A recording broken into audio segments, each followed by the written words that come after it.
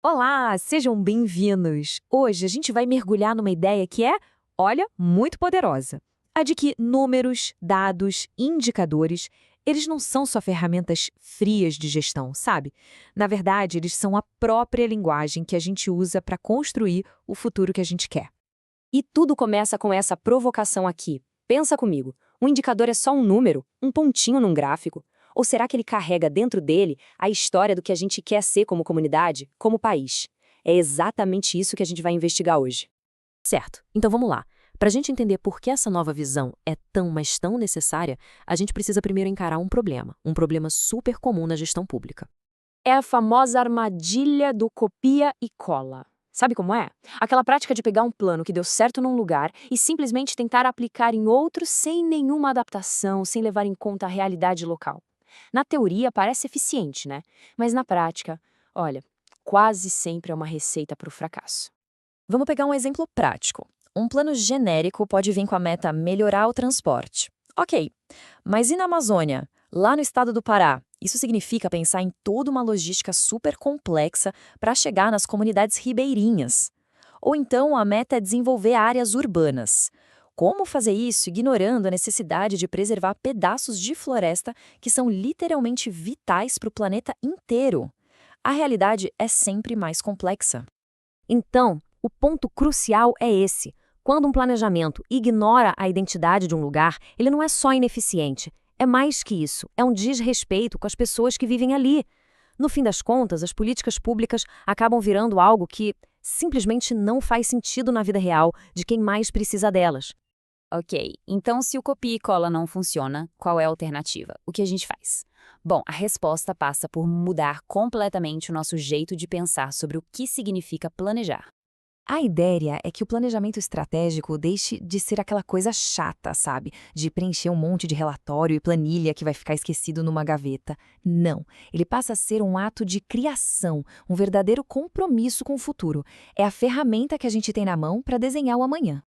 E olha só essa citação do Peter Drucker que resume isso de forma brilhante. Ele diz que planejar não é sobre tentar adivinhar o futuro, é sobre lidar com o futuro que as nossas decisões de hoje vão criar. Ou seja, cada escolha que a gente faz aqui e agora é como um tijolinho na construção desse futuro. Beleza, mas aí surge uma questão prática, né? Se planejar é isso, moldar o futuro, como é que a gente sabe se está indo na direção certa? Como a gente transforma essa visão toda, que é grandiosa, em ações que dá para medir, que dá para acompanhar? E aí que entram os famosos indicadores.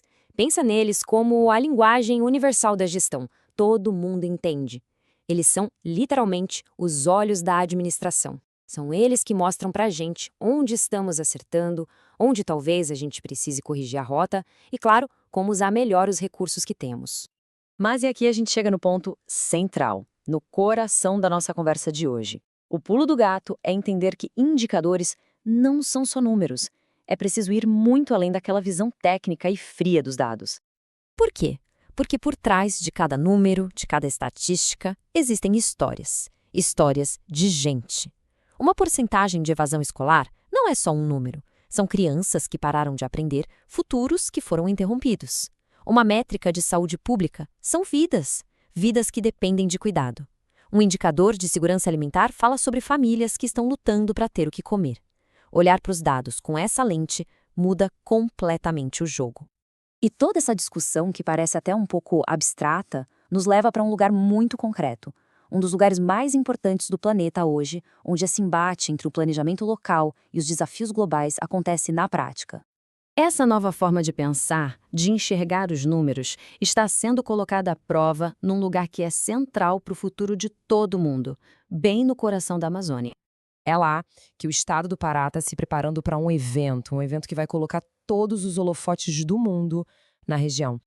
A COP30, exato, a Conferência do Clima da ONU, vai transformar a região no grande palco onde o futuro do planeta vai ser discutido.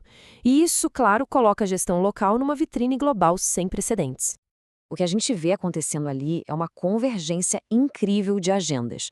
O planejamento do Estado, o PPA, precisa conversar com as metas globais da Agenda 2030, precisa estar alinhado com os compromissos da COP30 e ainda pensar lá na frente, numa visão de longo prazo, como o Projeto Pará 50. E o que isso quer dizer? Que a responsabilidade é gigante. Cada decisão, cada política pública implementada no município ali da região tem um impacto que ecoa muito, mas muito além das suas fronteiras. Mas olha, essa história não é só sobre o Pará. O que está acontecendo lá nos oferece um modelo, um jeito de pensar que serve para qualquer comunidade, em qualquer lugar, que queira planejar seu futuro de uma forma mais estratégica e, principalmente, mais humana. O grande desafio da governança hoje em dia é justamente esse: encontrar o equilíbrio perfeito. De um lado, você tem que manter e valorizar a identidade local, com tudo que ela tem de único. Do outro, precisa se alinhar com as metas maiores, estaduais, globais. Não é uma coisa ou outra, sabe? É conseguir unir as duas pontas. Uma boa analogia é pensar no plano estadual ou num plano nacional como uma bússola. Ela aponta o norte, a direção geral, os grandes objetivos. Mas o caminho para chegar lá, a trilha, essa tem que ser desenhada por cada comunidade, respeitando o seu próprio terreno. No fim das contas, a grande lição é esta: a verdadeira inovação na gestão pública não vem de modelos prontos, de fórmulas mágicas. Ela vem da capacidade de ouvir, de aprender com a prática e de construir soluções que nascem ali, da realidade local, de baixo para cima. Isso tudo nos traz a uma reflexão final, que não é só para gestores públicos, é para todo mundo. Se é verdade que os números contam histórias e que os dados ao nosso redor são como os rascunhos do futuro, a pergunta que fica é: qual história a nossa comunidade precisa escrever? Que narrativa a gente quer construir para o lugar onde a gente vive? Porque essa história está sendo escrita agora, nesse exato momento.